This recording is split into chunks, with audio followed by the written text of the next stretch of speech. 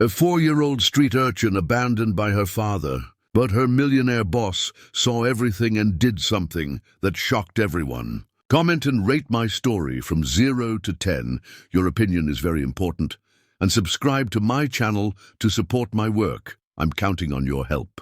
The little girl's piercing cry sliced through the afternoon air like a razor, echoing off the glass walls of the imposing office building that stood like a giant in the heart of the city. From the 20th floor, through the panoramic window of his luxurious office, the 30-year-old millionaire, let's call him Jack Sterling, watched the scene unfold on the busy sidewalk below. His hands, accustomed to handling millions in investments and stock market deals, trembled slightly as he held his coffee mug, witnessing something he never imagined he would see. A middle-aged man, wearing threadbare clothes that spoke of years of struggling with poverty, roughly shoved a 4-year-old girl who looked barely 2, so fragile and small she could hardly stand. The CEO's movie star good looks contorted into an expression of growing horror as the man simply abandoned the child in the indifferent crowd and disappeared among the hurried passers-by. The girl stood frozen, her tiny hands outstretched towards the emptiness where the man had been moments before, her desperate cries lost in the roar of traffic. Jack felt something break inside his chest as he watched the solitary little figure in the hostile vastness of the city. Each person who passed the child continued on their way without looking back, as if she were invisible. Her dirty, torn clothes contrasted brutally with the luxury surrounding the financial district, where fortunes were made and lost daily. Without a second thought, Jack dropped everything and raced towards the elevators. His employees watched in bewilderment as he practically flew through the marble hallways, his usual business-like composure completely gone. The fortune accumulated over years of hard work, the multi-million-dollar contracts awaiting his signature, none of it mattered at that moment. When he finally reached the street, he found the girl still in the same spot, now sitting on the dirty sidewalk, hugging her knees while sobbing softly. Her small face was streaked with tears and dirt, and her huge eyes reflected a fear no child should know. Jack approached slowly, his trembling hands extended in a gesture of peace. The girl looked at him suspiciously, recoiling instinctively when he knelt beside her. Even so, there was something in her eyes that made him persist, an inexplicable connection that transcended words. "Hey, little one," he murmured in the softest voice he could muster. "Are you all alone?" The child didn't answer, only stared at him with an intensity that was disturbing for someone so young. Her clothes showed clear signs of prolonged neglect, and her thin body betrayed periods of starvation. Jack felt a growing fury towards whoever was responsible for leaving a child in that state. When he reached out to gently touch her face, the girl did something totally unexpected. Instead of recoiling or screaming, she leaned into the touch, like a thirsty little flower seeking the sun. At that moment, Jack's heart, hardened by years of disappointment and betrayal in the business world, began to crack. "I'm going to take you somewhere safe," he promised, carefully lifting her into his arms. The girl snuggled against his chest, her breathing gradually calming for the first time since he had seen her. The contrast between her dirty skin and his impeccable Italian suit caught the attention of some pedestrians, but Jack didn't care. As he walked back into the building carrying that fragile little life, Jack had no idea that his impulsive decision was about to unleash a series of events that would completely transform his existence. The man who had built his capital through cold calculations and ruthless strategies was about to discover that some investments can't be measured in dollars or profits. In the silent elevator that carried them to the top of the building, the girl looked up at him for the first time. And in that look, Jack saw something that scared him more than any financial crisis, the possibility that maybe, finally, he had found something worth fighting for, regardless of the price to be paid. The penthouse, with its designer furniture and panoramic view of the city, had never received a visitor like this. The oppressive silence of the place, broken only by the muffled sound of traffic 20 stories below, was interrupted by Jack's hesitant steps as he carried the girl in his arms. He gently placed her on the Italian leather couch, watching as she huddled in the corner, her huge eyes scanning every detail of the place with a mixture of fascination and terror. The child had never been in such a luxurious place, and the difference between that world and what she knew was so vast that it was frightening. Jack knelt before her, trying to seem less intimidating despite his imposing height. "Are you hungry?" he asked gently, but the girl only stared at him in silence, as if she didn't understand the words or had forgotten how to respond. When he got up to get some food from the gourmet kitchen, the child's reaction was instantaneous and devastating. She began to scream with an intensity that made Jack run back, finding her in total panic, her little hands desperately grabbing at the air as if trying to reach him. Hey, I'm here," he murmured, sitting down beside her again. "I'm not going to leave you." The promise seemed to calm her down a little, but her eyes remained fixed on him with a disturbing intensity. It was as if she feared that the moment she took her eyes off him, he would disappear like all the other important people in her life. During the first few hours, Jack discovered that taking care of a traumatized child was infinitely more complex than managing his billion-dollar investments. Every sudden movement made her flinch. Every loud noise triggered a panic attack. When he tried to offer her food, she bit his hand hard, leaving marks from her small teeth. "It's okay," he said, ignoring the pain. "You're scared." "I understand," but the truth was he didn't understand.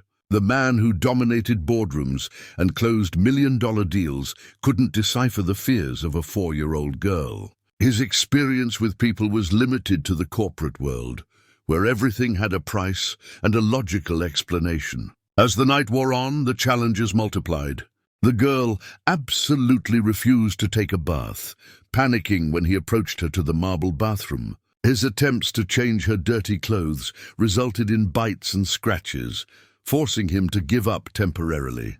The real torment began when the sun went down. The child's nightmares were so intense that her screams echoed throughout the penthouse, waking up neighbors and making Jack question his ability to handle that situation.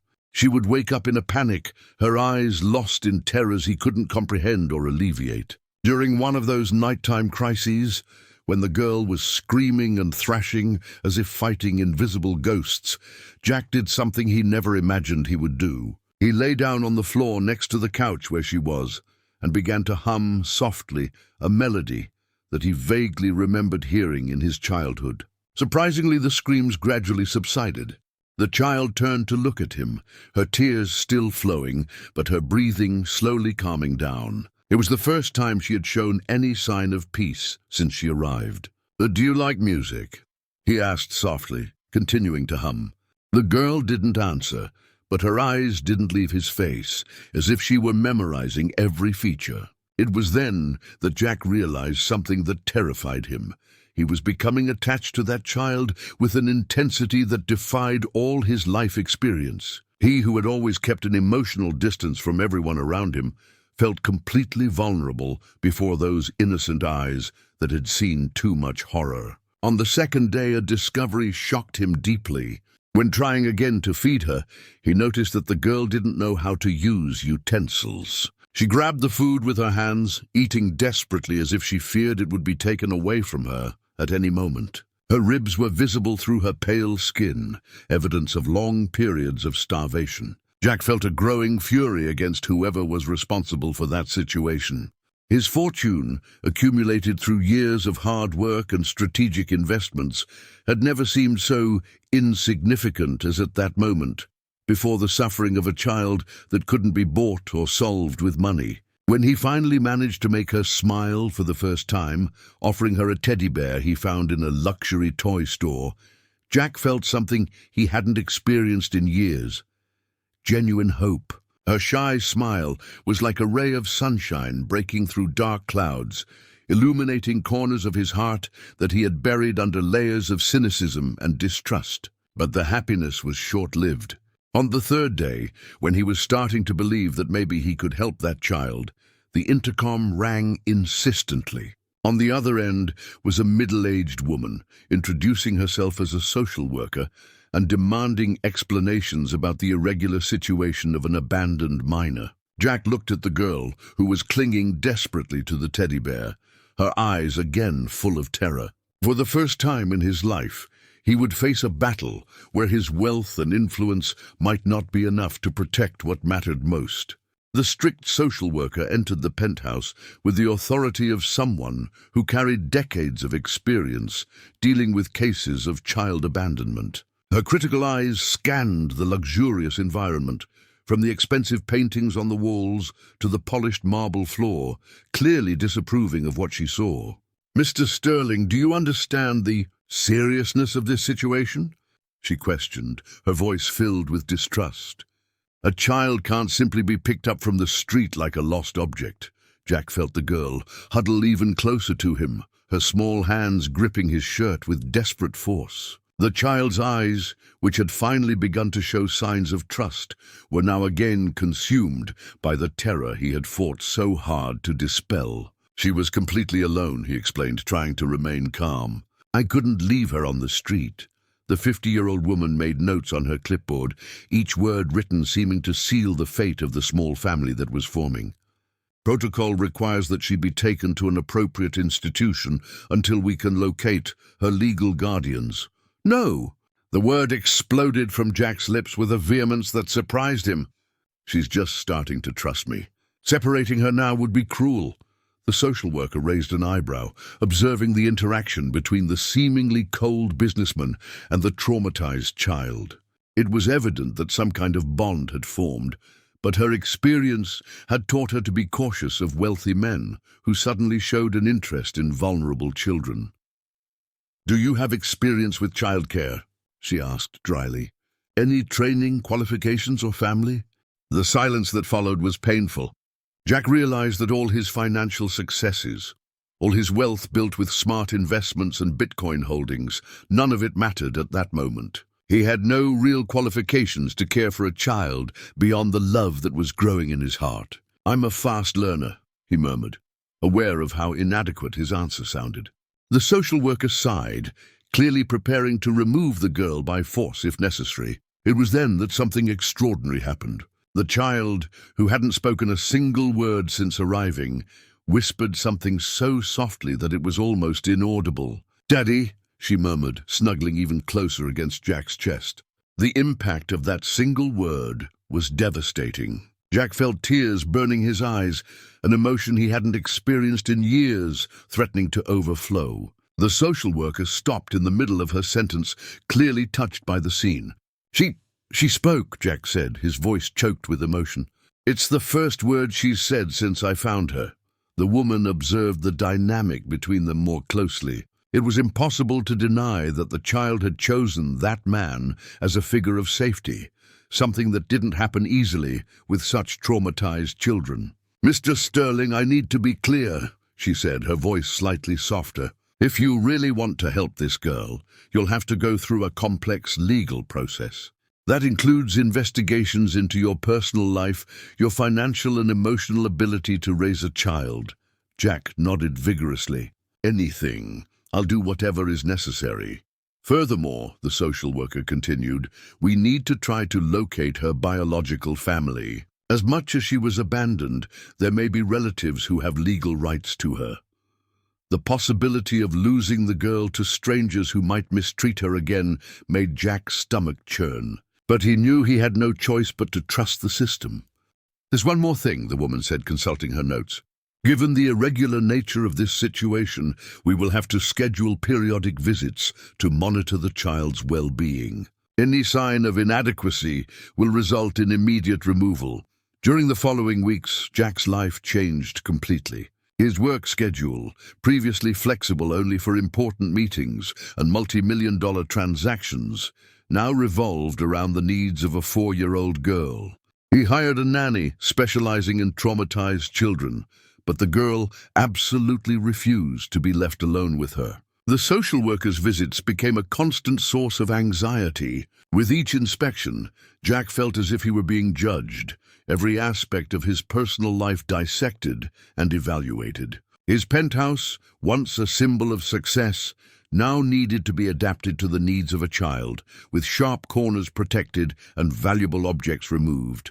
Gradually, however, small progress began to appear. The girl started eating regularly, although she still preferred her hands to utensils. Her nightmares diminished, especially when Jack hummed the melodies he had discovered calmed her down. More importantly, she began to speak isolated words, always whispered, as if she feared that speaking loudly could break the fragile magic of her new life. It was during one of these routine visits that the social worker made an observation that would change everything. "Mr. Sterling, there's something I need to tell you," she said, her expression more serious than normal. "More abandoned children have appeared in the same area where you found her." Jack felt a chill run down his spine. "What do you mean?"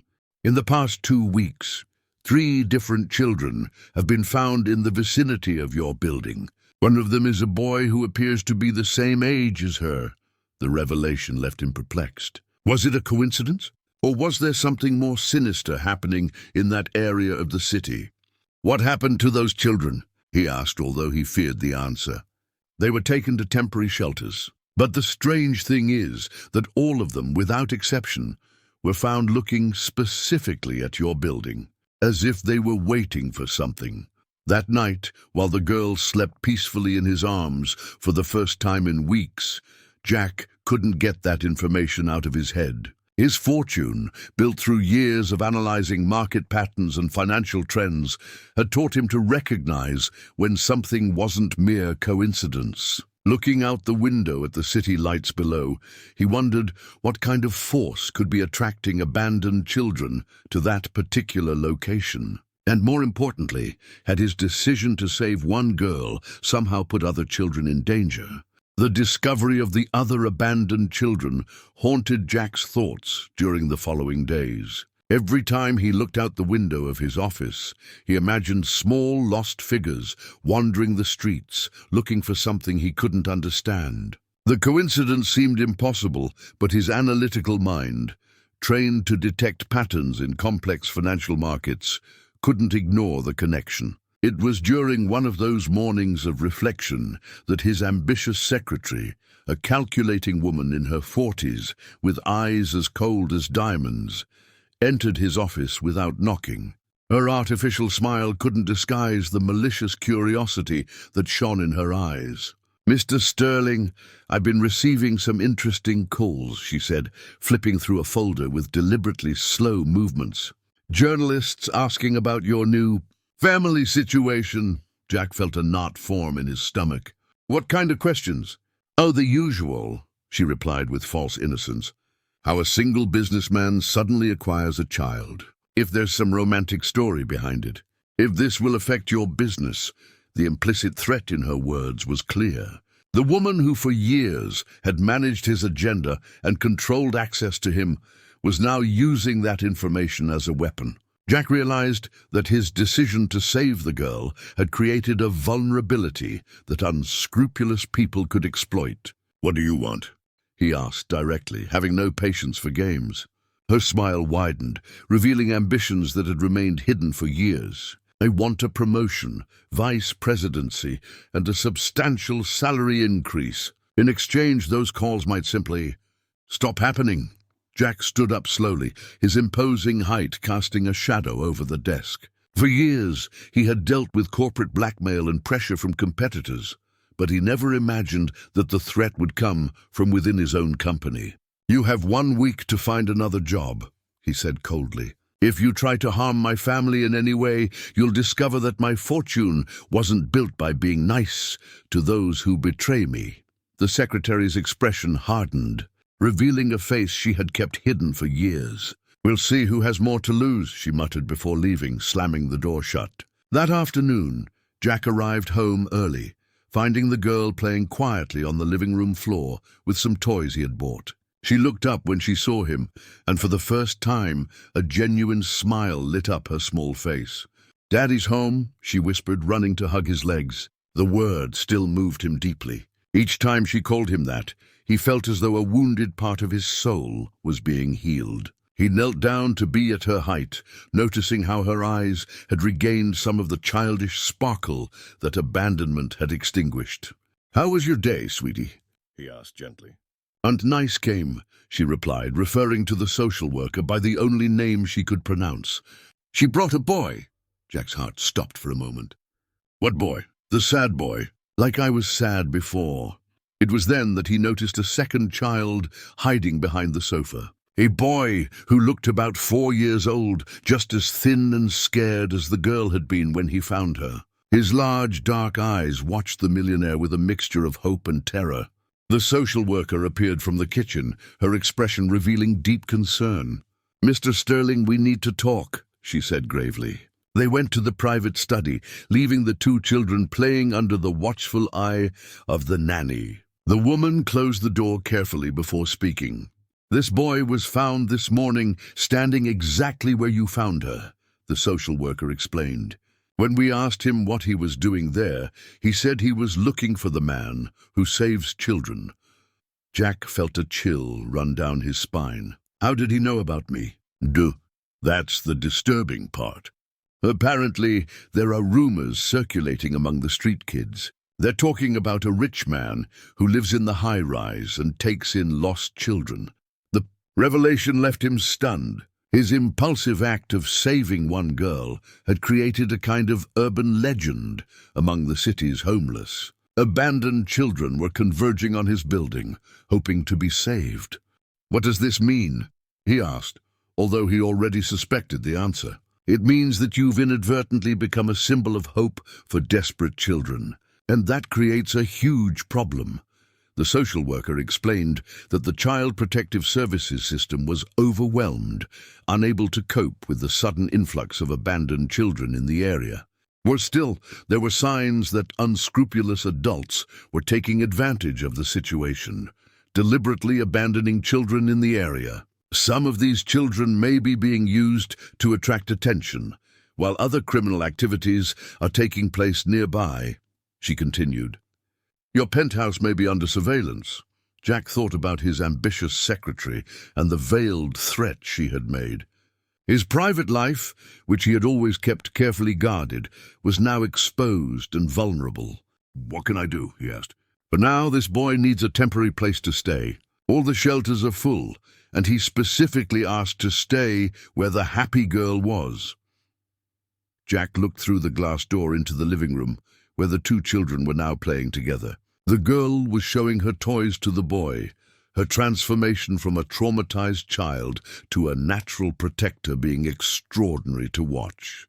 "They can stay," he said without hesitation, "but I need protection for them. And for me—" That night, while the 2 children slept side by side in the room he had improvised, Jack was in his study planning his next move. His fortune, built through calculated investments and strategic decisions, would now be directed towards protecting 2 innocent children. But as he drew up security plans and legal safeguards, he didn't notice the figure watching his building from the shadows of the street. Someone was indeed watching, and the consequences of his kindness were only just beginning to unfold in ways he could never have imagined. The intercom suddenly buzzed, breaking the silence of the night. When he answered, a cold, calculating female voice echoed through the speaker.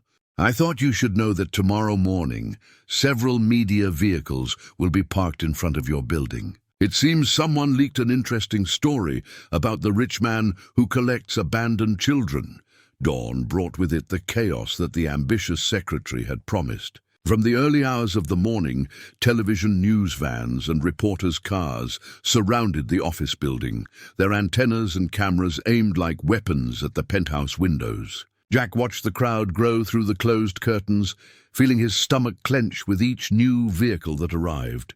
The 2 children woke up startled by the noise of helicopters flying over the building. The girl, who'd made so much progress in her recovery, went back to hiding behind the sofa, trembling violently. The boy, still adapting to the safe environment, began to cry softly, clearly terrified by the commotion. "Daddy, why is there so much noise?" The girl whispered, her small hands clutching her teddy bear with desperate force. Jack knelt beside them, trying to stay calm despite the rage growing in his chest. "It's just people who want to tell our story," he explained gently. "But they won't hurt us." Internally, however, he knew the situation was much more serious.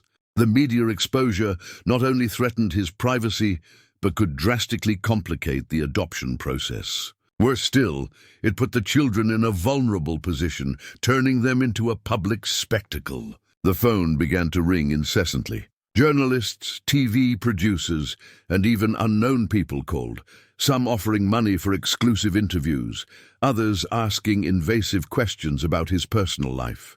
Jack disconnected the phone, but that only redirected the calls to his office. It was then that he made a decision that would change everything. He called the best lawyer in the city, a determined and maternal 45-year-old professional, known for her fierceness in family law cases and her genuine compassion for children in vulnerable situations. "Ms. Evans, I need your help urgently," he said when she answered.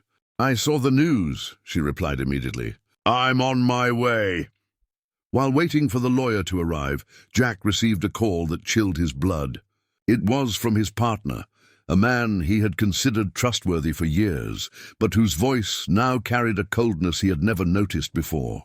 "We need to talk," the partner said without preamble. "This situation is negatively impacting our company. The investors are nervous." "The investors will have to wait," Jack replied firmly. "I have more important priorities now." "That's exactly the attitude that concerns me," the partner retorted. "You're putting personal whims above business. Maybe it's time we reconsider our partnership." The call ended abruptly, leaving Jack with the growing realization that his decision to save the children was costing him more than just his privacy. The people around him, whom he had always considered allies, were showing their true faces. The lawyer arrived an hour later, managing to get past the journalists thanks to her experience in handling high-profile cases. She was an elegant woman, with well-groomed grey hair and eyes that radiated both competence and human warmth. "First, let's protect these children," she said after assessing the situation. "Then we'll deal with the vultures downstairs." She explained that the media exposure could be used both for and against them in the adoption process. If handled well, it could demonstrate the loving environment he was providing for the children. If mishandled, it could suggest that he was using the children for self-promotion. "There's something else you need to know," Ms. Evans said gravely. "My contacts in the system have informed me that someone is actively working against you. Pressure is being exerted to accelerate the removal of the children." Jack felt as if the ground was crumbling beneath his feet. "Who would do that?" "I don't know yet, but I'm going to find out. For now, we need to prepare for an intense legal battle." During the following days, life in the penthouse became a besieged fortress. Jack had hired discreet security guards to monitor any attempts to invade their privacy, but the constant pressure was affecting both him and the children. The girl, who had begun to speak more, became silent again. The boy developed the habit of constantly checking if the doors were locked, a behavior that broke Jack's heart. Both children seemed to understand, even in their innocence, that something terrible could separate them from the only safety they knew. It was during one of those tense nights that the lawyer brought devastating news. "I found out who's behind the campaign against you," she said, her expression grave. "It's your former secretary, working in conjunction with your partner." The revelation hit Jack like a punch to the stomach. "My partner? Why?" "Apparently, he sees this situation as an opportunity to seize total control of the company. With you distracted and facing legal problems, he can force a sale or restructuring that benefits him." The betrayal hurt more than he had imagined possible. The man who had helped build his financial empire, who knew all his investments in stocks and financial assets, was now using that intimate knowledge against him. "There's more," Ms. Evans continued. "They're spreading rumors about your motives for taking in the children, suggesting that there's something inappropriate about your conduct." The rage that swept over Jack was unlike anything he had ever experienced. It wasn't the cold anger of business, but something primal and fierce, the instinct of a father protecting his children. "What can we do?" he asked, his voice controlled but filled with determination. "Fight," she replied simply. "But I need you to understand. This battle is going to be expensive. Not just in money, but in personal exposure. We'll have to open your life completely to public scrutiny." Jack looked at the room where the two children were sleeping, finally at peace after days of tension. The girl had a protective arm over the boy, as if even in her sleep she was taking care of him. "Do whatever is necessary," he said, "no matter the price." But even as he spoke those brave words, a part of him wondered if he would have the strength to face the storm that was approaching. His wealth, built over years of hard work, would now be his only weapon against people who knew his weaknesses better than any stranger. That night, while the children slept and the journalists camped out on the streets below, Jack received an anonymous call that would make his blood run cold. "If you really love those children," the distorted voice said, "you'll give them up voluntarily, because what's coming is going to destroy not only you, but them too." The anonymous threat echoed in Jack's mind throughout the early hours. Every shadow that moved by the windows, every noise in the hallway, all seemed charged with danger. He positioned himself strategically on the living room couch, from where he could watch both the main entrance and the room where the children slept. His senses heightened by a justifiable paranoia. When dawn finally arrived, it brought with it a discovery that would completely change his perception of the entire situation. Ms. Evans appeared earlier than usual, carrying a bulky folder and an expression that mixed surprise with indignation. "You need to sit down," she said, dispensing with the usual formalities. "What I discovered overnight is going to shock you." Jack braced himself for more bad news, but nothing could have prepared him for what she was about to reveal. "I investigated more deeply the background of the boy they brought to you," she began, opening the folder. "And I discovered something extraordinary. He's not just a random abandoned child." "What do you mean?" His real name appears in documents I found in the City Hall archives. He's registered as the son of a man who worked at your company several years ago." Jack felt as if the world was spinning upside down. "Impossible. I knew all my employees. He was someone from the engineering department. A man named... Well, his last name is identical to yours." The revelation hit Jack like a lightning bolt. Fragmented memories of conversations with his father years before his departure began to form in his mind. Stories about past relationships, about unfulfilled responsibilities, about family secrets he had chosen to ignore. "You're suggesting he's my half-brother?" he asked, his voice almost a whisper. "The documentary evidence strongly suggests that possibility. Your father had relationships before his marriage to your mother. This boy would be the result of one of those relationships." Jack stood up abruptly, walking to the window where he could see the boy playing quietly with the girl in the penthouse's inner garden. The child he had taken in out of compassion might actually be his own blood relative. "There's more," Ms. Evans continued. "His biological father disappeared 2 years ago, leaving the boy in the care of distant relatives who, apparently, abandoned him when they could no longer support him. The irony of the situation was devastating. While he was building his fortune through investments and financial assets, a member of his own family was living on the streets, going hungry and cold. The guilt he felt was overwhelming, but it was quickly replaced by an iron determination. "This changes everything," he said. "If he's my brother." "It does and it doesn't," Ms. Evans interrupted. "Legally, we still need to go through the same process. But emotionally and ethically, this adds a completely new dimension to the case." During the following hours, Jack struggled to process this revelation. He watched the boy with new eyes, looking for physical similarities he hadn't noticed before. The shape of his eyes, the line of his jaw, small gestures that echoed his own mannerisms. How had he missed these connections before? The girl, with her sensitivity developed through suffering, noticed the change in his behavior. "Is Daddy sad?" she asked during lunch, her little voice filled with concern. "Not sad, sweetie," he replied, stroking her hair. "Just thinking about important things. "Is the boy going to stay with us forever?" she asked, looking affectionately at the boy who had become her inseparable companion. "Yes," Jack said with more conviction than he had ever felt about any decision. "We're going to stay together forever." But his words were interrupted by an urgent knock on the door. Miss Evans, who had left to make some calls, returned with a look of panic that chilled his blood.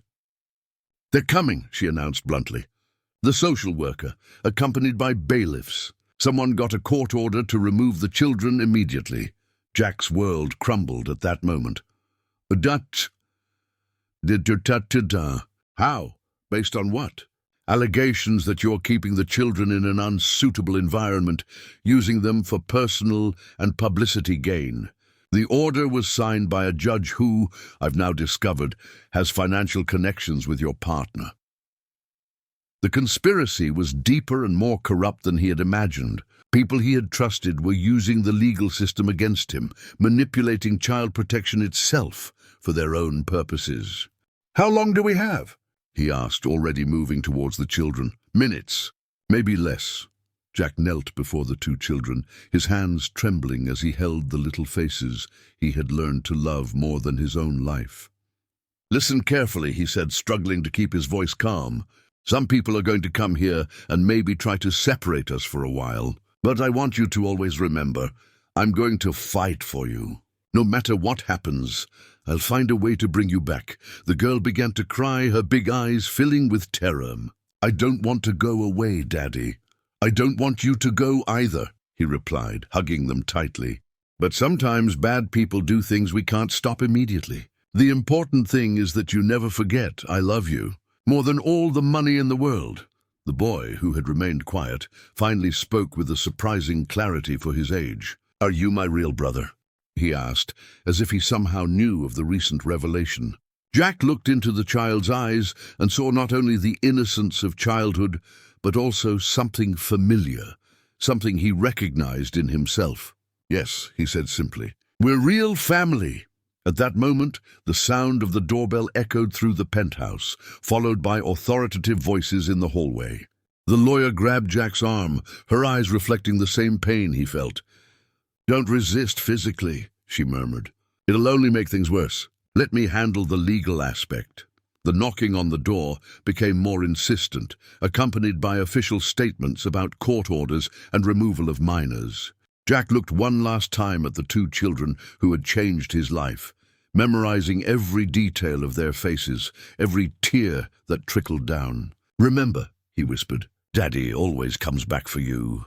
As the door opened and strangers entered to take away the only people who really mattered in his life, Jack felt something inside him break irreparably. His wealth, built over decades, had never seemed as useless as in that moment of absolute powerlessness. But as he watched the children being led away, their little arms outstretched towards him, a dark determination began to grow in his heart. People who played with the lives of innocent children for personal gain were about to discover what a desperate man was capable of when he had nothing left to lose. The luxurious penthouse, which for weeks had echoed with children's laughter and little footsteps running through the marble hallways, was now plunged into a sepulchral silence that seemed to suck all the life out of the environment. Jack remained motionless in the same spot where he had embraced the children for the last time, his eyes fixed on the door through which they had disappeared. Hours passed without him moving. The lawyer tried to console him, explaining legal strategies and possibilities for appeal, but her words seemed to come from far away, like distant echoes of a reality that no longer made sense. The girl's teddy bear remained abandoned on the floor, a painful reminder of how quickly happiness could be snatched from life. It was only when the phone began to ring insistently that he emerged from his trance. It was his corporate lawyer, with news that would complete his destruction. "I need to inform you about urgent developments at the company," said the man's tense voice. "Your partner has filed a lawsuit to seize total control of operations, claiming that you are mentally incapacitated to make business decisions." Jack let out a bitter laugh. "Of course he is. What about the investors? They're spooked. The company's stock has plummeted 20% since the story about the children broke. Some of the major shareholders are considering pulling their investments. The irony was cruel. The very fortune he had built meticulously through smart investments in stocks and funds, the capital he had accumulated with so much effort, was now being used as a weapon against him. His wealth, which should have been his strength, had become his vulnerability. "There's more," the lawyer continued.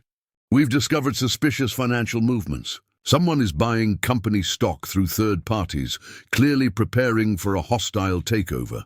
"Let me guess," Jack said bitterly. "The purchases coincide perfectly with the timeline of the smear campaign against me." "Exactly. This isn't just about the kids. It's about power and money. It always has been." That night, alone in his penthouse for the first time in weeks, Jack faced the devastating reality of his situation. He had lost the children who had become his family. He was losing the company he had built with his own hands, and he had discovered that people he considered allies were actually calculating enemies. But it was during those darkest moments that an unexpected call changed everything. Miss Evans, who had remained working tirelessly even after the apparent failure, brought news that would ignite a spark of hope. "I've discovered something extraordinary," she said, her voice filled with controlled emotion. "There's something about my personal connection to this case that I need to reveal." Jack straightened up. Anything that could change the course of the situation deserved his full attention. "5 years ago, I lost a daughter the same age as the girl you took in," she continued, her voice trembling slightly. "It was an accident, but the pain has never completely gone away." "I'm sorry," he murmured, recognizing the suffering in her voice. "When I saw you with those children, when I witnessed the genuine love they developed for you, I realized I was projecting my own unresolved feelings onto the case. But it also gave me a determination that goes beyond the professional."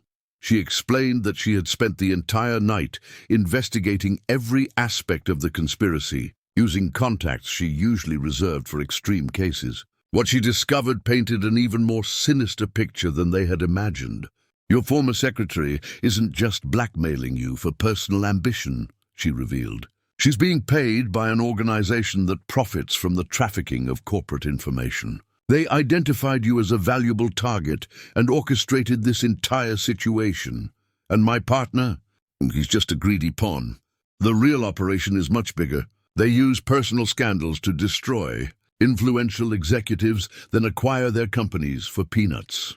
The revelation brought a new perspective on his suffering. He wasn't just a victim of personal betrayal, but the target of a sophisticated criminal operation that used innocent children as weapons. "But there's good news," Ms. Evans continued. "I have enough evidence to prove the conspiracy. And more importantly, I've discovered where they're keeping the children." Jack's heart raced. "Are they okay?" "Physically, yes. But emotionally? The girl hasn't stopped crying since she was separated from you, and the boy is refusing to eat." The pain he felt was physical, as if someone was squeezing his heart tightly. The children he had promised to protect were suffering because of his decisions. "What can I do?" He asked, desperate. "First, we need to expose the conspiracy publicly. I have contacts in the press who can help turn the narrative in our favor. Second, we're going to use your wealth strategically, not as a defense, but as an attack."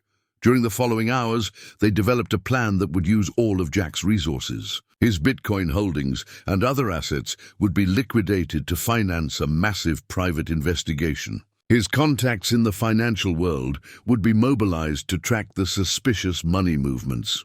"This is going to cost a fortune," Ms. Evans warned. "So be it," he replied without hesitation. "What good is having money if I can't protect those I love?"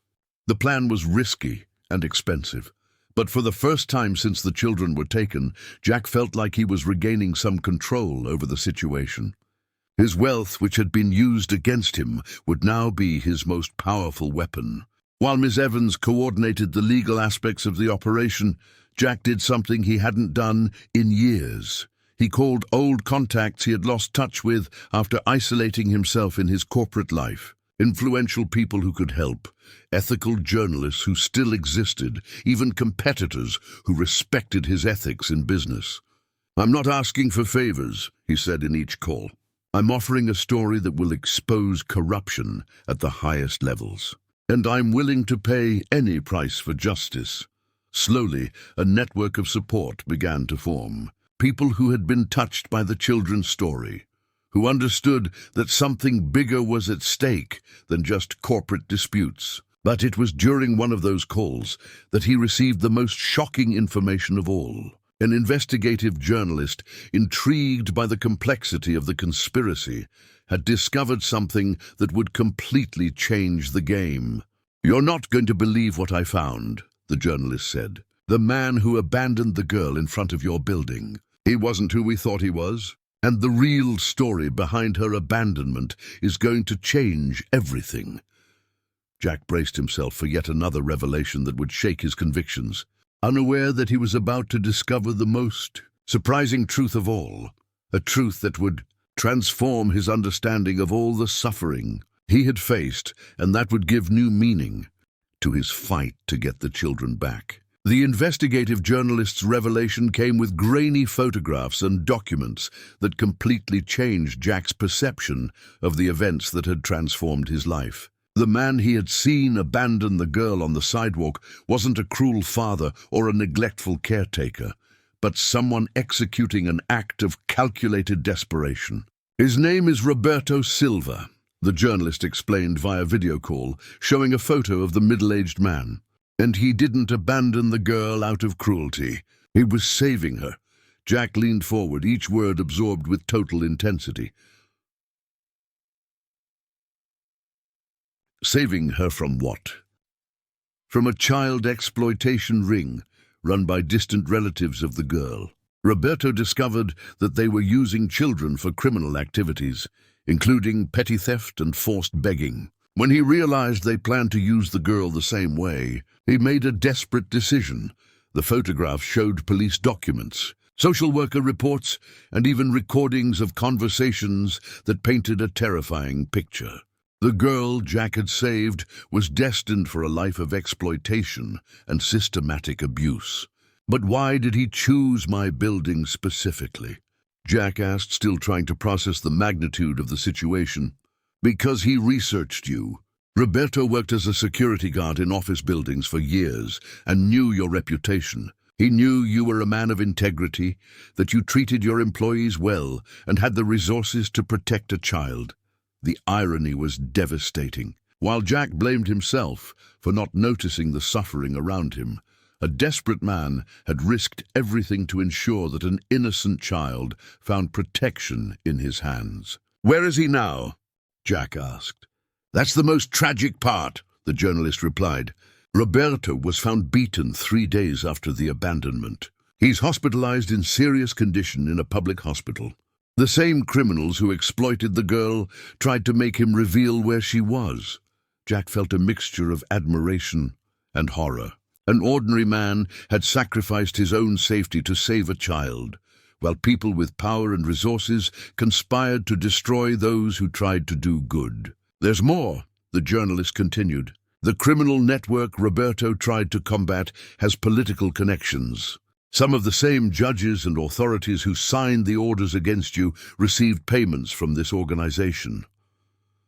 The conspiracy was even deeper than they had imagined. It wasn't just about corporate greed, but about a corrupt system that profited from the suffering of vulnerable children. During the following days, Jack channeled his pain and anger into a systematic campaign to expose the whole truth. His financial assets were strategically liquidated, generating a war chest that would be used for private investigations, witness protection, and an unprecedented legal battle.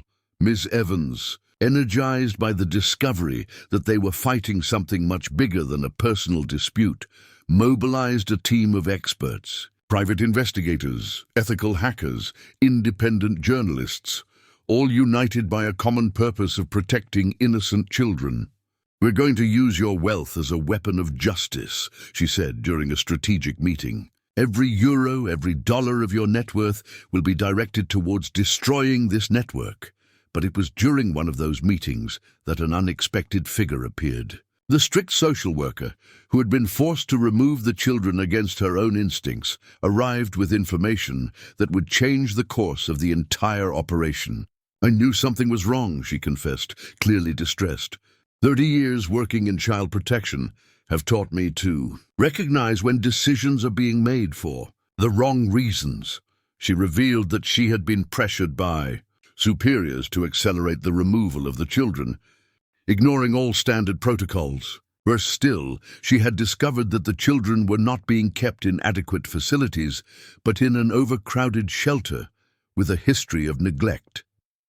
"They're suffering," she said, tears in her eyes. "The girl has developed a high fever and is refusing to eat. She keeps repeating your name and asking when you're going to pick her up." Jack felt indescribable pain. The children he had promised to protect were paying the price for his inability to defend them adequately. "What can I do?" He asked, desperate. "Officially, nothing," the social worker replied. "But unofficially, if we can prove the corruption in the system, if we expose the truth about Roberto and the criminal network, maybe we can reverse everything." It was then that Jack made the riskiest decision of his life. Using his contacts in the media and a significant portion of his fortune, he would orchestrate a massive public exposure that would reveal the entire conspiracy at once. "I'm going to bet it all," he announced to his team. "All my investments, all my reputation, everything. If we fail, I'll lose not only the children, but also any ability to help others in the future." The operation was meticulously planned. Evidence would be leaked simultaneously to multiple media outlets, creating a media storm impossible to be contained or manipulated. Protected witnesses would give coordinated testimonies, and all documentation on the corruption would be made public. But on the eve of the operation, an anonymous call brought a threat that chilled his blood. "If you proceed with this madness," the distorted voice said, "not only will the children disappear permanently, but you will also face consequences that go far beyond losing money." Jack looked out the window of his penthouse, now protected by armed guards, and thought of the 2 children who had transformed his existence. They were suffering somewhere, probably wondering why he hadn't kept his promise to protect them. "Let them do whatever they want to me," he murmured to Ms. Evans, who was listening to the conversation. "But those children are coming home." The next morning, as the first signs of the operation began to appear in the media, Jack received news that would change everything once again. The former ambitious secretary, apparently realizing that she was on the losing side of a war much bigger than her personal ambitions, had decided to turn against her own accomplices. "She wants to negotiate," Ms. Evans informed him. "She offers to testify against the entire network in exchange for immunity." Jack smiled for the first time in days. Finally, after weeks of suffering and defeats, the tide was beginning to turn. But he knew that the toughest battle was yet to come, and that the final price of his fight for justice could be higher than any fortune he had ever accumulated in years of success in the financial markets. The betrayal of the former ambitious secretary against her own accomplices unleashed a chain reaction that no one had foreseen. Her decision to cooperate with the authorities was not born of genuine remorse, but of the cold recognition that she was being used as a scapegoat by people much more powerful and dangerous than she had imagined. "They promised me a promotion and money," she confessed during the recorded testimony, her hands trembling visibly. "But when things started to go wrong, I discovered that they planned to blame me for everything and disappear with the profits." Jack watched the testimony through a screen in Miss Evans's office, feeling a complex mixture of satisfaction and contempt. The woman who had tried to destroy his family was now exposing the very network that had manipulated her. "She has information about offshore bank accounts, names of corrupt judges, and even recordings of compromising conversations," Ms. Evans explained. "With this evidence, we can dismantle the entire operation." But the partial victory was overshadowed by devastating news about the children. The social worker had managed an unofficial visit to the shelter where they were being held, and what she found was worse than her worst fears. "The girl has pneumonia," she reported, her voice filled with urgency. "The conditions at the shelter are deplorable, and she's refusing to take medication. She keeps repeating your name and asking when you're going to pick her up." Jack felt his world collapse again. While he was fighting a complex legal war, the child he had promised to protect was literally withering away from longing and disease. "What about the boy?" he asked, dreading the answer. "Even worse. He's completely stopped talking and is showing signs of severe regression. Caretakers report that he spends hours drawing the same figure, a tall man, next to two small children." The description broke Jack's heart. His half-brother, whom he had discovered and lost almost simultaneously, was suffering not only the trauma of abandonment, but also the confusion of having found a real family only to lose it again. It was in that moment of despair that Ms. Evans brought a risky proposal that could change everything. "There's a legal loophole we can exploit," she said, spreading documents on the table. "If we can prove that the removal of the children was based on false evidence and corruption, we can request an emergency custody based on imminent risk to their health." "What's the risk?" Jack asked, although he knew he would cling to any hope. "The risk is that, if we fail, you will be classified as a threat to the child protection system, and you will never be able to approach any child in a vulnerable situation again. Your life will be publicly ruined, and any hope of future adoption will be eliminated." Jack didn't hesitate for a second. "Do whatever is necessary." During the next 48 hours, an unprecedented legal operation was set in motion. Jack liquidated more investments, turning stocks and Bitcoin holdings into an emergency fund dedicated exclusively to saving the children. Every euro of his fortune was being wagered on a single, desperate play. Simultaneously, the media exposure reached its climax. Newspapers splashed headlines about judicial corruption, television networks aired specials about child exploitation, and social media was seething with public outrage. The story of the two children had become a national symbol of injustice. But it was during this media storm that an unexpected figure emerged from the shadows. Roberto Silva, the man who had risked everything to save the girl, managed to give a testimony from his hospital bed that would completely change the course of the case. "I knew he was a good man," Roberto said in a weak but determined voice, referring to Jack. "I researched him for weeks before making the decision. I read about how he treated his employees, about his discreet donations to social causes. I knew she would be safe with him." The testimony was devastating in its simplicity. An ordinary man had done more research on Jack's character than any of the authorities who had judged and condemned him. "The girl was destined for a life of horror," Roberto continued. "The relatives who exploited her had specific plans to use her. When I found out, I knew I had only one chance to save her." But the most impactful moment of the testimony came when Roberto revealed details about the criminal network that few knew. "They don't just work with child exploitation," he revealed. "They use children as tools to blackmail influential people. They identify rich and powerful men, then create compromising situations involving minors to then extort money and favors." The revelation painted an even more sinister picture. Jack had not only been a target of corporate greed, but of a sophisticated criminal operation that used the vulnerability of children as a blackmail weapon. "You were chosen as a target long before you met the girl," Ms. Evans explained after analyzing the testimony. "They probably planned to use your kindness against you from the start." That night, while awaiting the court decision that would determine the fate of the children, Jack received a call that made his heart stop. It was the social worker calling directly from the hospital. "The girl asked to speak to you," she said, her voice urgent. "The doctor said she's giving up. She stopped fighting the pneumonia." Without thinking twice, Jack violated all court orders and raced to the hospital. He found the girl in a bed that was too small, connected to machines that monitored her weak breathing. When she saw him, her eyes filled with tears of relief. "Daddy came to get me," she whispered in an almost inaudible voice. "I always come to get you," he replied, holding her fragile little hand. "Always." It was in that moment, seeing the child he loved fighting for her life as a consequence of his powerlessness to protect her, that Jack made the most radical decision of his existence.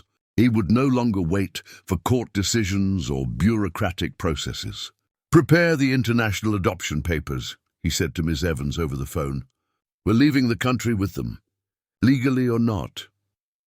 The proposal was desperate and potentially disastrous, but as he watched the girl sleeping in his arms, Jack knew that some battles were too important to lose, regardless of the personal cost. Across town in a secret boardroom, powerful figures in the criminal network realized they had gravely underestimated the determination of a man who had discovered that the love for a family was worth more than all the wealth in the world. The desperate decision to flee the country with the children was interrupted by a twist that no one had foreseen. While Jack remained at the hospital beside the sick girl, violating court orders and risking his freedom, an unexpected figure appeared in the hallway, an elegant woman in her mid-30s, wearing expensive clothes and carrying official documents. "You must be the man who stole my daughter," she said, with a coldness that chilled Jack's blood. Miss Evans, who had arrived at the hospital to discuss the escape plans, immediately positioned herself between the woman and Jack. "Who are you, and what's your authorization to be here?" "I'm the girl's biological mother," the woman replied with a calculated smile, "and I've come to take her home." Jack's world crumbled once again. The child he thought was an orphan actually had a living mother, who now emerged at the most critical moment to claim her parental rights. "Where have you been all these months?" Miss Evans asked, her professional instinct detecting something suspicious in the situation. "I had some personal issues to resolve," the woman replied evasively. "But now I'm ready to take care of her properly." But as she spoke, her eyes didn't demonstrate the maternal love that would be expected. Instead, there was a cold, calculating glint that was eerily reminiscent of the former ambitious secretary. Jack immediately realized he was facing another piece in the complex game that had destroyed his life. "It's interesting how you appeared exactly now," he observed with growing suspicion. "After all the publicity about the case." The woman laughed scornfully. "Do you think you can buy a child because you have money? Do you believe your wealth gives you a right over my daughter?" It was then that the girl, awakening to the loud voices, saw the woman and had a reaction that confirmed Jack's worst suspicions. The child began to scream with absolute terror, clinging desperately to Jack, as if her life depended on it. "No, I don't want to go with her," the girl screamed between sobs. "She hurts me. Daddy, don't let her take me." The child's instinctive reaction revealed a terrifying truth. That woman wasn't a remorseful mother coming to get her daughter, but likely one of the people involved in the exploitation ring from which Roberto had tried to save the girl. "She's obviously confused by the illness," the woman said, trying to approach the bed, but being prevented by Jack, who positioned himself protectively between them. "Don't come near her," he said with an authority that made the woman flinch. "If you're really her mother, you'll have to prove it legally." During the tense hours that followed, while the woman waited in the hallway with her lawyers, Miss Evans worked frantically to investigate her claims. What she discovered confirmed everyone's worst fears. "She's not the biological mother," Miss Evans revealed during an urgent call. "She's a professional con artist who specializes in posing as relatives of children in vulnerable situations to exploit them financially." "How could she have gotten this far?" Jack asked, hugging the girl who was still trembling with fear. "Very well made forged documents. She probably had access to the child's real information through the same network that corrupted the judicial system." The revelation brought temporary relief, but also the realization that the conspiracy was even more extensive than they had imagined. There were people posing as family members, corrupting documentation systems, and using traumatized children as sources of profit. It was in this critical moment that a completely unexpected figure appeared at the hospital. Jack's treacherous partner, the man who had orchestrated much of the destruction of his company, arrived with an expression that mixed despair and remorse. "I need to talk to you," he said, clearly shaken. "About everything that happened." Miss Evans tried to stop him, but Jack, curious about what could have motivated this sudden approach, agreed to listen. "They told me it would just be a corporate move," the partner confessed, his hands trembling visibly. "Using your personal situation to seize control of the company. I never imagined that innocent children would be hurt in the process. And what changed your perspective?" Jack asked coldly. "My own daughter," the man replied, tears in his eyes. "She's the same age as the girl. When I saw the news about her condition in the hospital, I thought, if it were my daughter suffering because of adult greed." The partner revealed crucial information about the financial operations that had been used to manipulate the company's stock market. More importantly, he had evidence of how the same criminal network had infiltrated various corporations, using fabricated scandals to acquire valuable companies for next to nothing. "They promised to give me total control of the company," he explained.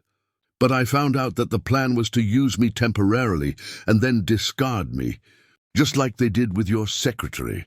During this surprising confession, nurses reported that the boy, who was in another room of the hospital after developing symptoms of severe depression, had begun to draw frantically. When they brought his drawings, everyone was impressed by the disturbing accuracy of the images. The drawings showed faces of specific people, including the fake mother, some of the corrupt judges, and other figures that the boy somehow recognized as threats. His traumatic memory had recorded details that could be crucial in identifying the entire network. "He's been exposed to these people before," Ms. Evans realized. "Probably during the period when he was exploited before he reached the streets." The revelations were piling up rapidly. The boy wasn't just another random victim, but an involuntary witness to extensive criminal operations.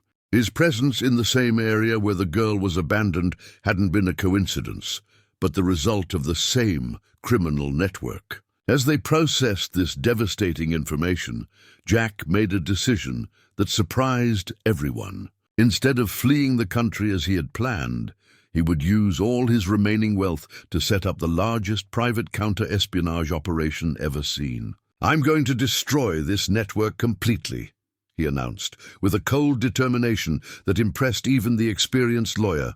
"Every person involved, every corrupt judge, every con artist who uses children for profit, everyone will pay." His fortune, built through years of smart investments in stocks and diversified assets, would be transformed into a weapon of justice. He would no longer fight just for the custody of the two children, but for the total destruction of a system that turned innocence into merchandise. But as he drew up his plans for retaliation, an emergency call from the doctors brought him back to the immediate reality. The girl had entered respiratory distress, and her condition was deteriorating rapidly. "If she doesn't receive specialized intensive care in the next few hours," the specialist said gravely, "we may lose her."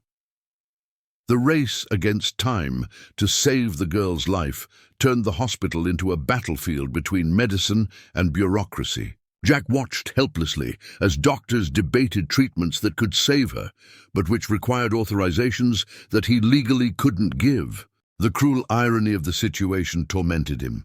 He had the financial resources to pay for any treatment in the world, but he didn't have the legal right to authorize the care she desperately needed. "There's an experimental treatment that could quickly reverse the pneumonia," the specialist doctor explained. "But it's expensive and requires consent from the legal guardians." The fake mother, who had remained at the hospital waiting for an opportunity, saw in the medical crisis a chance to manipulate the situation in her favor. "As the legal guardian, I can authorize any treatment," she declared with false concern. "But first, I want guarantees that I will have full custody of the child after her recovery." Jack felt a homicidal rage rise in his chest. That woman was literally using the girl's life as a bargaining chip, willing to let her suffer to get what she wanted. "You're not the legal guardian of anything," Ms. Evans said firmly, "and if you try to prevent this child's treatment, you will be charged with child neglect." It was then that the repentant partner, who had remained at the hospital since his confession, did something totally unexpected. He approached the fake mother and, loud enough for everyone to hear, said, "I recognize you. You worked for the same organization that recruited me. You're not anyone's mother." The public accusation created an uproar in the hospital hallway. The woman tried to deny it, but the partner had photographs on his phone of meetings where she appeared as a representative of the criminal network. "She specializes in posing as relatives of victims," he continued. "That's how the organization maintains control over the children, even after they are rescued." The revelation was devastating. Hospital security was called, and the fake mother was detained for investigation, finally removing a crucial obstacle to the girl's treatment. With the emergency authorization granted by the social worker who had followed the case from the beginning, the experimental treatment was started. Jack remained beside the bed during the critical first hours, watching every change in the child's breathing, every vital sign monitored by the machines. During this agonizing vigil, Ms. Evans brought news that completely changed the legal landscape of the case. The investigation into the woman posing as the mother revealed connections that go far beyond what we imagined, she said, showing newly discovered documents. "What kind of connections?" "She had access to confidential files from the child protection system. Someone very well positioned was providing information about vulnerable children to this network." The discovery implied corruption at the highest levels of the system that should have protected children. People in positions of trust were actively facilitating the exploitation of those they were supposed to defend. "There's more," Ms. Evans continued. "The boys' drawings were analyzed by experts in child trauma. They contained details that could only have been observed by someone who was present at specific meetings of the criminal network. The boy, in his innocence, had inadvertently documented faces and locations that could be the key to dismantling the entire operation. His traumatic memory, which had caused so much suffering, was now becoming a powerful weapon against his oppressors. It was during one of these discussions that a nurse brought news that made Jack's heart race. "The girl is responding to treatment," she announced with a smile. "Her breathing has improved significantly in the last 2 hours. The relief was so intense that he felt his legs buckle. For the first time in days, there was genuine hope that she would recover completely. But the joy was interrupted by a disturbing discovery. Roberto Silva, the hero who had risked everything to save the girl, had disappeared from the hospital where he was hospitalized. Security cameras showed unidentified men removing him during the early hours of the morning. "They took him," the investigative journalist said during an urgent call, "probably to prevent him from testifying further or to use as a bargaining chip." The escalation of violence showed that the criminal network was getting desperate. Their operations were being exposed, their contacts arrested, and now they were resorting to increasingly dangerous tactics. "We need to act quickly," Ms. Evans said. "With Roberto missing and the children still vulnerable, we have a very small window to finalize this situation." Jack then made the most strategic decision of the entire crisis. Using his business contacts and what remained of his fortune, he would orchestrate an operation that would force everyone involved to expose themselves publicly. "I'm going to make them an offer they can't refuse," he announced. "A proposal so lucrative that every participant in the network will come out of the shadows to try to profit." The plan was risky and required sacrificing practically all his remaining wealth. But it would create a trap where the criminals would reveal themselves in an attempt to profit from what they would think was a unique opportunity. During the next 2 days, while the girl slowly recovered and the boy began to show signs of emotional improvement, Jack put his plan into motion. Through intermediaries, he spread rumors about a new investment he would be willing to make, an amount equivalent to millions in Bitcoin, in exchange for information about child exploitation networks. The bait was irresistible. One by one, key figures in the conspiracy began to emerge, each trying to profit from what they believed was the desperation of a rich man willing to pay any price for revenge. But what they didn't know was that each meeting was being recorded, each transaction monitored, each participant identified and documented. Jack had transformed his own financial destruction into an elaborate trap. "They're biting the bait," Ms. Evans reported during one of the coordination meetings. "We have enough evidence to prosecute at least 15 different people, including 2 judges and 3 employees of the child protection system." The operation was working better than they expected, but it was also costing more than any victory should cost. The wealth that Jack had built over decades was being burned in a single battle for justice. "I don't care about the money," he said, watching the girl sleep peacefully for the first time in weeks. "Some things are worth more than all the wealth in the world." But as he spoke those brave words, an anonymous call arrived with a proposal that would test the limits of his determination and force a decision that would forever change the destiny of everyone involved. The anonymous call brought a proposal that froze Jack's blood and tested all the limits of his determination. The distorted voice on the other end of the line was cold, calculating, and carried the weight of someone who held absolute power over the situation. "You've played an interesting game with your financial trap," the unknown caller said.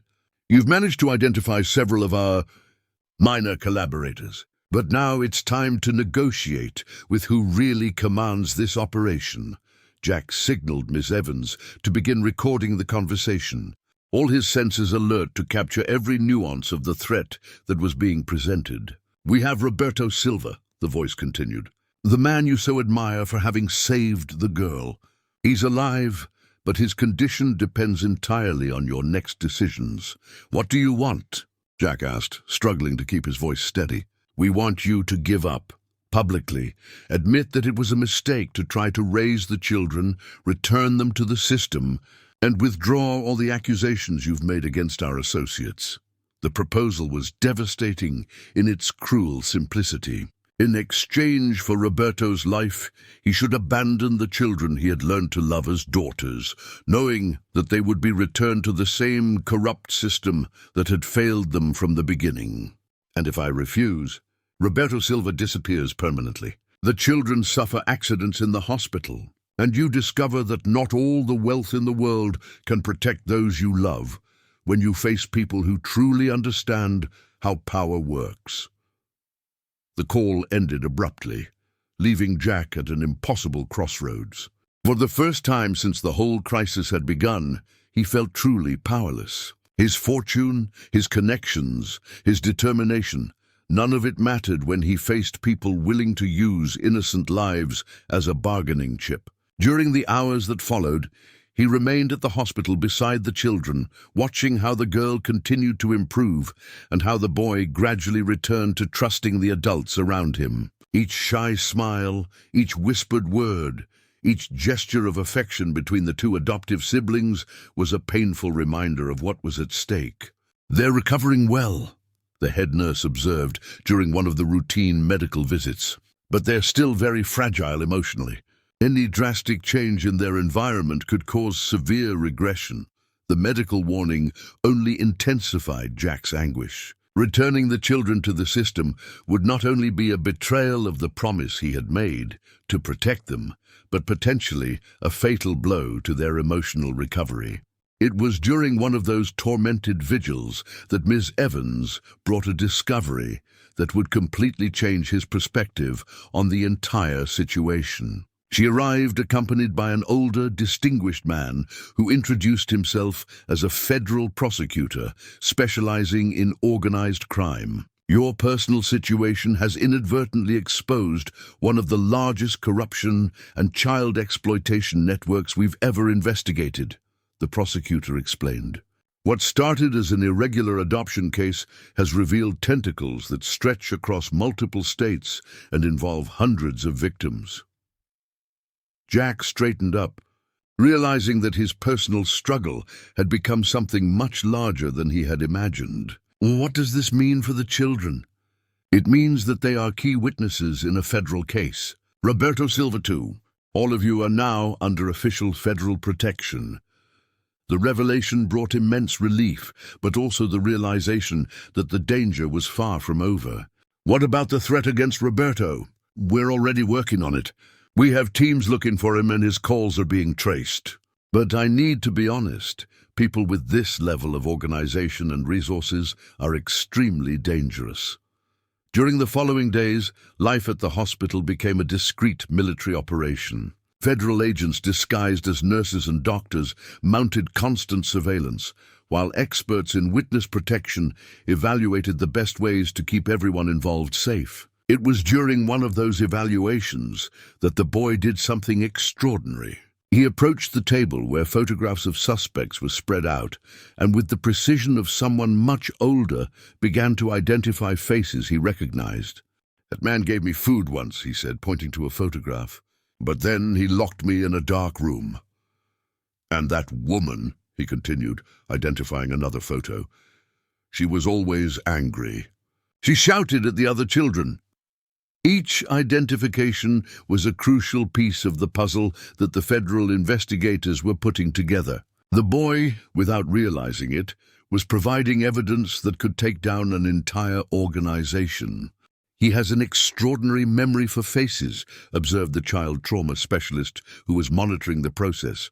"He probably developed that ability as a survival mechanism." As the federal investigations progressed, the girl continued to recover physically, but began to demonstrate a concern that broke Jack's heart.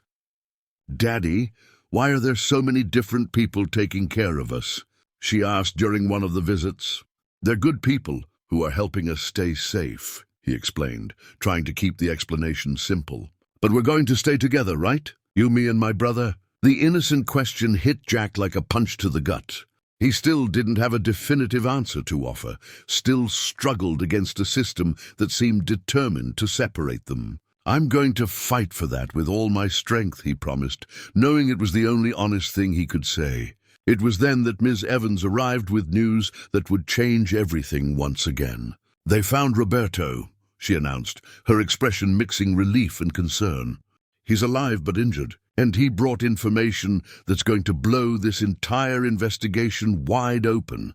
Roberto had been held in captivity for 3 days, during which his captors, thinking he was unconscious due to his injuries, openly discussed details of their operations in front of him.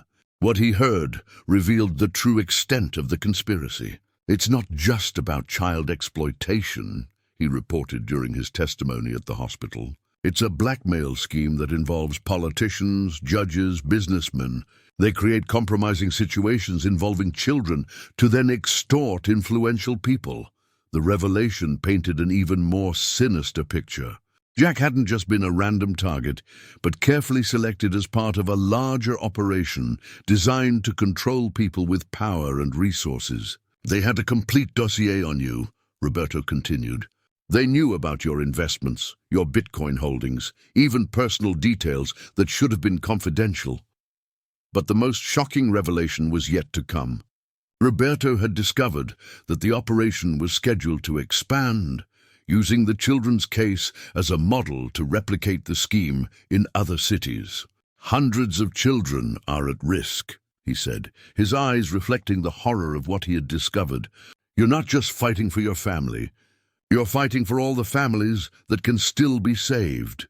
At that moment, Jack realized that his personal battle had become something much larger. It was no longer just about protecting 2 children he loved, but about dismantling a system that destroyed entire families for profit and political control.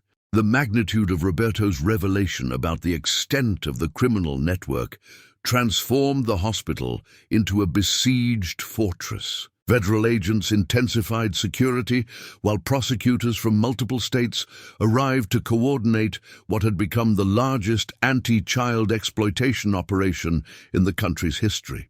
Jack watched this extraordinary mobilization with a mixture of relief and apprehension. Finally, competent authorities were taking the situation seriously, but that also meant that the danger had escalated to levels he had never imagined possible. "We've identified at least 47 children in immediate risk," the coordinator of the federal operation informed during an emergency meeting. "Based on the information that Roberto provided and the identifications that your brother made, we've been able to map a network that operates in 12 states. The girl, who had recovered enough to leave the intensive care unit, remained close to Jack during these meetings. Her small fingers intertwined with his, as if she feared he might disappear at any moment. Her physical recovery had been remarkable, but the emotional scars were still evident in every protective gesture. Daddy, why do all those men in suits keep talking about sad children?" she asked during a break in the discussions, her innocence contrasting painfully with the gravity of the situation that surrounded her. "Because they want to help all the sad children become happy like you became," he explained, stroking her hair. "Sometimes it takes a lot of adults working together to make that happen." During those intense days, the boy continued to surprise everyone with his extraordinary memory.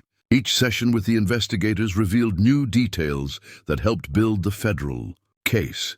He could describe specific locations, routines of the people who had exploited him, even conversations he had witnessed. "They always talked about the rich man who was going to give a lot of money," he reported during one of the sessions. "They said that when they got his money, they could buy more houses for more children." The revelation confirmed that Jack had been a target from the beginning, chosen not only for his wealth, but for his reputation for integrity that would make it easy to manipulate his compassion.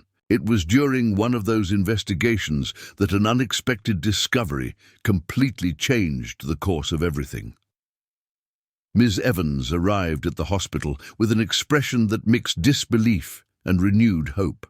"We've found the girl's real mother," she announced, causing a total silence in the room. Jack felt his heart stop. After everything they had been through, the possibility that she had a real and loving biological family was simultaneously wonderful and terrifying. "Is she alive?" he asked, his voice almost a whisper. "Alive and desperately searching for her daughter for 2 years," Miss Evans replied. "She was a victim of the same network. They told her that the girl had been adopted by a family in another state and that she could never see her again." The story that emerged was devastating in its systematic cruelty. The biological mother, a young and vulnerable woman, had been manipulated and deceived by people who took advantage of her desperate situation. She worked 2 jobs during those 2 years, saving money to hire private investigators, Miss Evans continued. She never stopped looking. When the real mother finally arrived at the hospital, accompanied by social workers and specialized psychologists, the scene was both beautiful and painful. The girl initially hid behind Jack, confused and frightened by the presence of yet another stranger. But when the young woman began to sing a specific melody, a lullaby that only a true mother could know, something extraordinary happened. The girl raised her head slowly, her eyes filling with recognition and tears. "Mommy!" she whispered, the word charged with 2 years of suppressed longing. The reunion was carefully supervised by trauma specialists who explained that the transition would need to be gradual and respectful of the bonds that the child had formed during her recovery. "She's developed a deep and healthy attachment with you," the psychologist explained to Jack. "Forcing an abrupt separation would be traumatic. We need to find a way to honor both her need to be with her biological mother and the emotional security she's found in her adoptive family." During the days that followed, an unprecedented solution began to take shape. The biological mother, grateful beyond words for how Jack had cared for her daughter, proposed an arrangement that would respect all the bonds involved. "You saved my daughter when I couldn't," she said to Jack, tears streaming down her face. "You became her father when she needed one the most. I don't want to take that away from her." The proposal was revolutionary, a voluntary shared custody where both parents would have equal rights, allowing the girl to maintain the bonds that had healed her while rebuilding her relationship with her biological mother. "What about the boy?" the mother asked, looking at the boy who had become her daughter's inseparable brother. "They're a family now," Jack replied without hesitation. "If you accept our proposal, you accept both of them." The woman didn't hesitate for a second. "Of course I accept. A family that chooses each other is as valid as a blood family."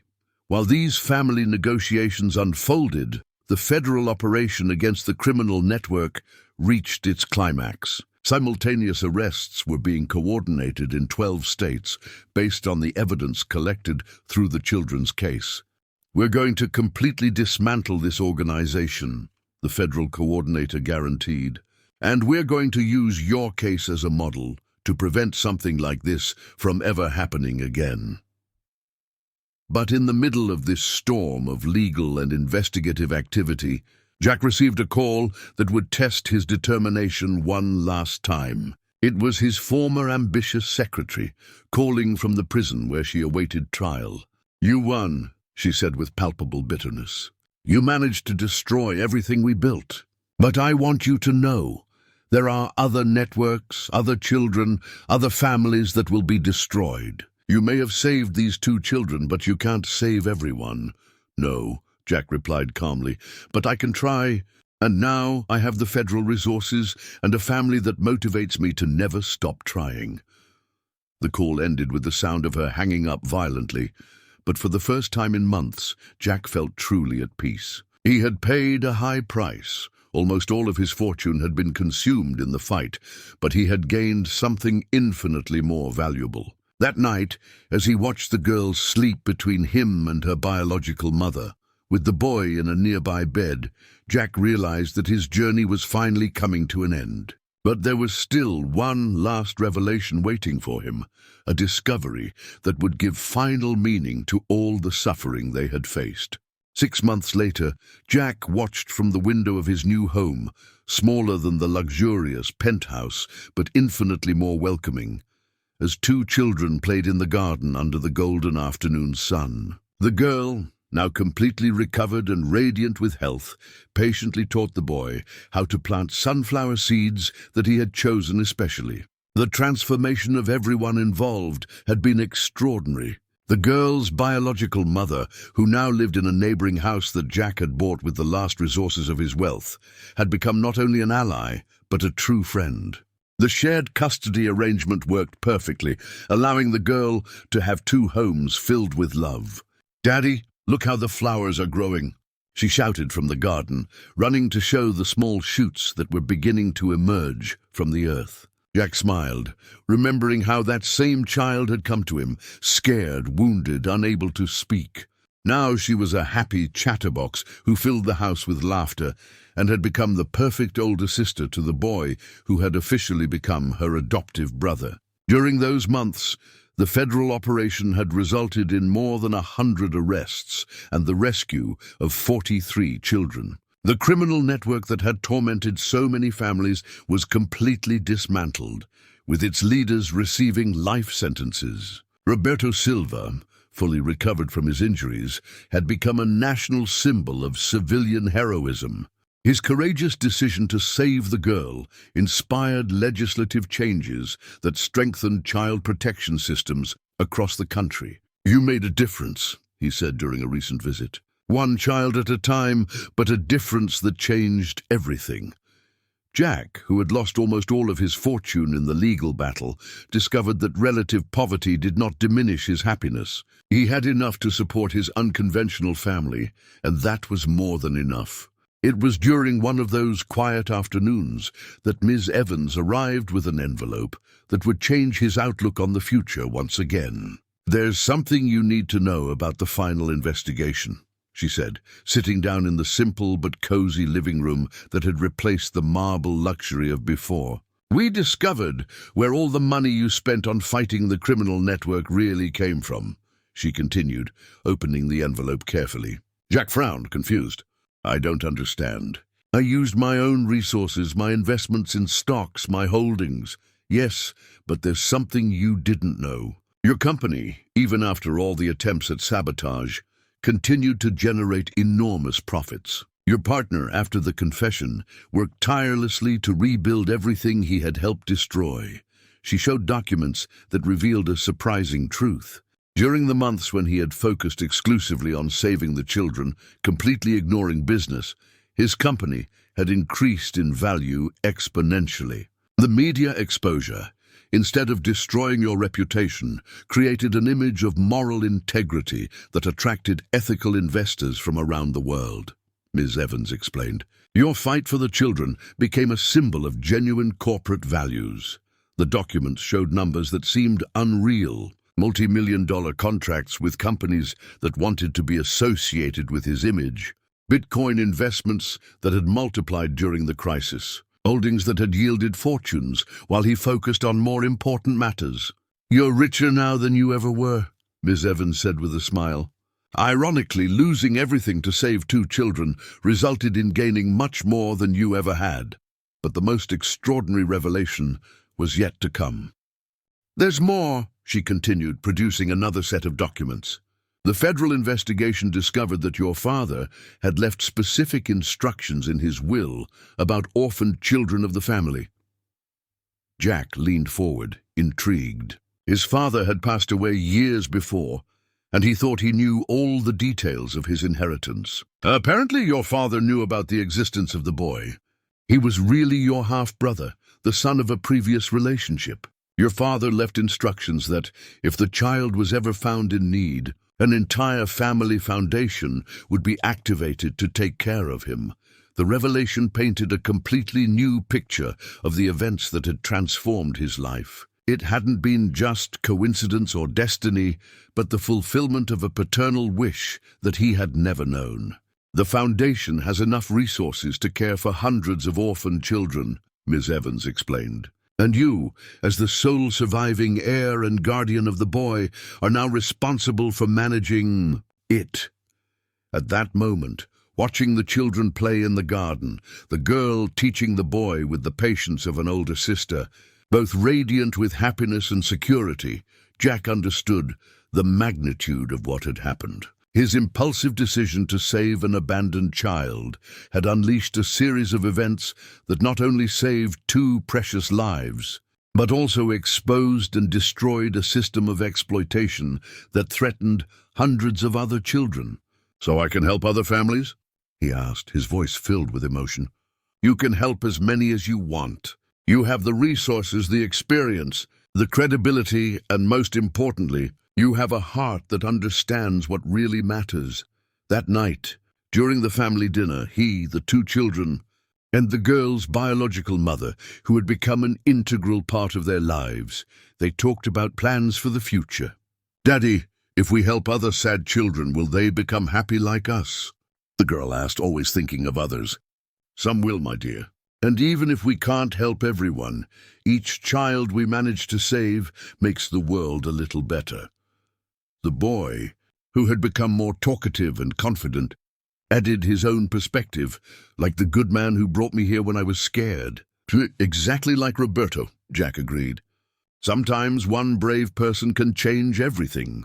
A year later, the Silver Sterling Foundation, named after Roberto and Jack, had helped more than 200 children find loving homes. Jack had discovered that his true calling wasn't to accumulate wealth, but to use it to heal families destroyed by cruelty and neglect. The girl, now 6 years old, had become a little ambassador for the foundation, always insisting on visiting other children who arrived scared and wounded. Her ability to transmit hope through her own transformation was extraordinary.